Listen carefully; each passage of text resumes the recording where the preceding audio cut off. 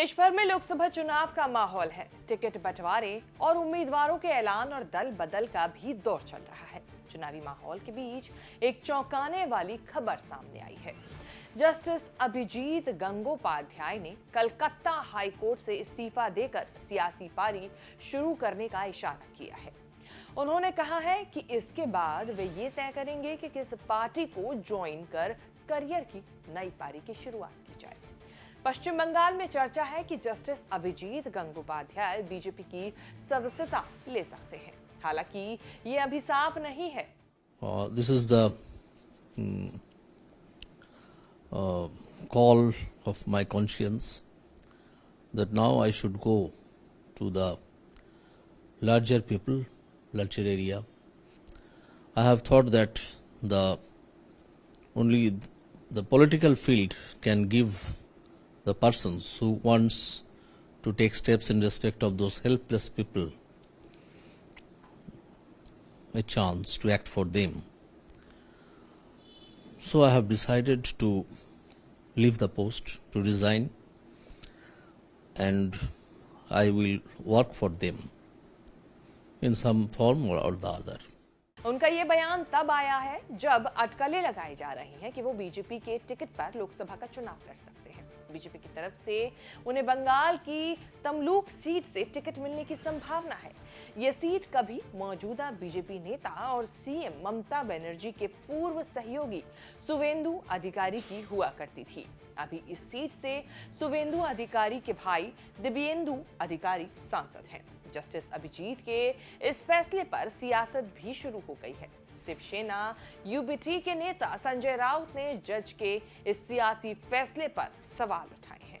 अगर हाईकोर्ट और supreme court के न्यायमूर्ति महोदय वहां चेयर पर बैठे हैं, सिटिंग जज है, इस्तीफा देते हैं और किसी पार्टी में शामिल होते हैं, उसका मतलब है आप जिस कुर्सी पर बैठे थे वहां बैठकर न्याय नहीं कर रहे थे, किसी एक पार्टी का काम कर रहे थे।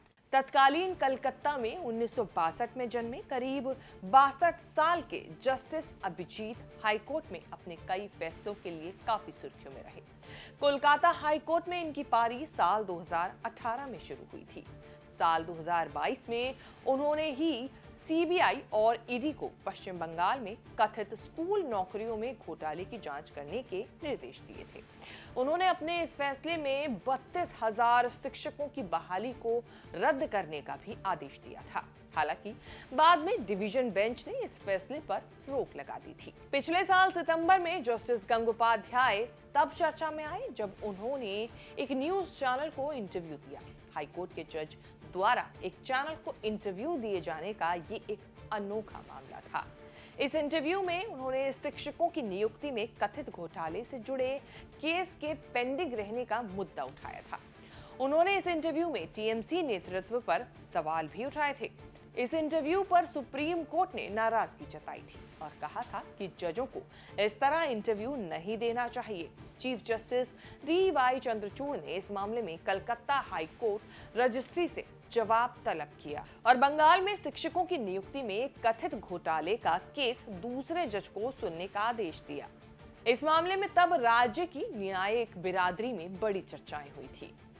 इंडियन एक्सप्रेस की एक रिपोर्ट के अनुसार इस साल जनवरी में न्यायमूर्ति गंगोपाध्याय तब सुर्खियों में आए जब उन्होंने उच्च न्यायालय के सहकर्मी जस्टिस सोमेन सेन पर राज्य में एक राजनीतिक दल के लिए काम करने का आरोप लगाया।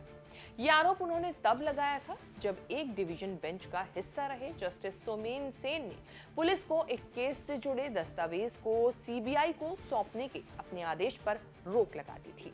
ये मामला राज्य में एमबीबीएस एडमिशन में कथित गड़बड़ियों के बारे में था। हाईकोर्ट में वकालत करने वाले न्यायमूर्ति गंगोपाध्याय की 2 मई 2018 को अतिरिक्त न्यायाधीश के रूप में कलकत्ता हाईकोर्ट में एंट्री हुई थी। इन्हें 30 जुलाई 2020 को स्थायी न्यायाधीश के रूप में प्रमोशन किया गया था। अब देखना यह होगा कि कौन सी पार्टी जस्टिस को चुनावी ऑफर देती है और इनका अलग सियासी कदम क्या होने वाला है। आपको ये रिपोर्ट कैसी लगी कमेंट करके जरूर बताएं।